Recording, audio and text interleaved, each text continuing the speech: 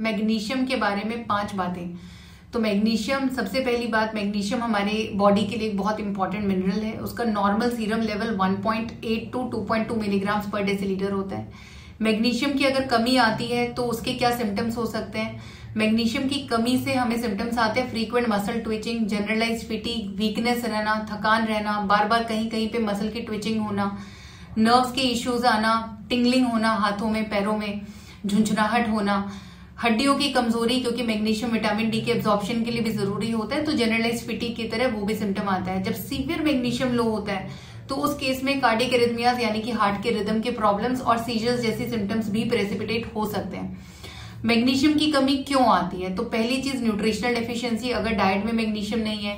Second, जिनको गट issues रहते हैं, जिनको इन्फ्लेमेटरी बाउल डिजीजेज हैं, क्रॉन्स डिजीज, अल्सरेटिव कोलाइटिस, जिनके पेट में इंटेस्टाइन में अल्सर्स बने हुए हैं, उनमें मैग्नीशियम रेकरेंटली डेफिशिएंट होता है। Chronic alcohol intake can reduce magnesium absorption. So chronic alcoholism is another cause of recurrent और सस्टेन हाइपोमैग्नीसीमिया, मैग्नीशियम के लेवल के कम होने की वजह हो सकता है। क्रॉनिक डायरिया, जिन लोगों को क्रॉनिक डायरिया, बहुत लंबे टाइम से डायरिया चल रहा है, लूज मोशंस हो रहे हैं, उनमें भी मैग्नीशियम की कमी आ सकती है। रेकरेंट वॉमिटिंग, तो ये सारे कारण होते हैं मैग्नीशियम की कमी के।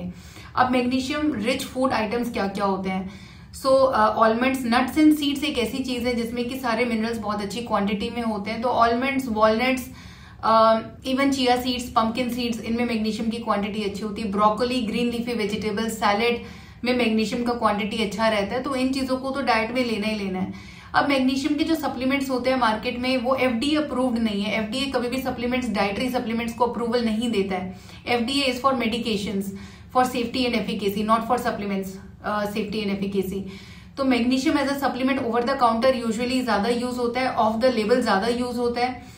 मैग्नीशियम ग्लाइसिनेट एक ऐसा मैग्नीशियम है जो कि एंजाइटी को कम करने में, थोड़ा सा कामिंग इफेक्ट करने में, स्लीप के इश्यूज को दूर करने में हेल्प करता है। Magnesium citrate, C for citrate, C for constipation, उसको कॉन्स्टिपेशन के लिए एज अ लैक्सेटिव यूज किया जाता है, क्योंकि मैग्नीशियम का एक लैक्सेटिव इफेक्ट होता है। लैक्सेटिव का मतलब होता है कि इंटेस्टाइन की मोटिलिटी को बढ़ा देना, तो उससे कॉन्स्टिपेशन दूर हो जाता है।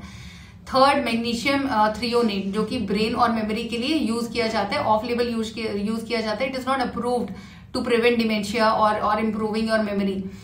And then magnesium malate, M for malate, M for muscle, तो वो फिटीग के लिए यूज किया जाता है, क्योंकि वो एटीपी प्रोडक्शन में, सेल्स में हेल्प करता है, मसल फाइबर्स के बिल्डअप होने में हेल्प करता है, तो उसको मसल के लिए, फिटीग के लिए यूज किया जाता है। तो ये कुछ सप्लीमेंट्स हैं। But if you are having magnesium deficiency, तो इन फूड आइटम्स को इंक्लूड करना अपनी डाइट में जरूरी है। Consulting a general physician and getting your serum magnesium levels checked and taking supplements in the right form is very very important.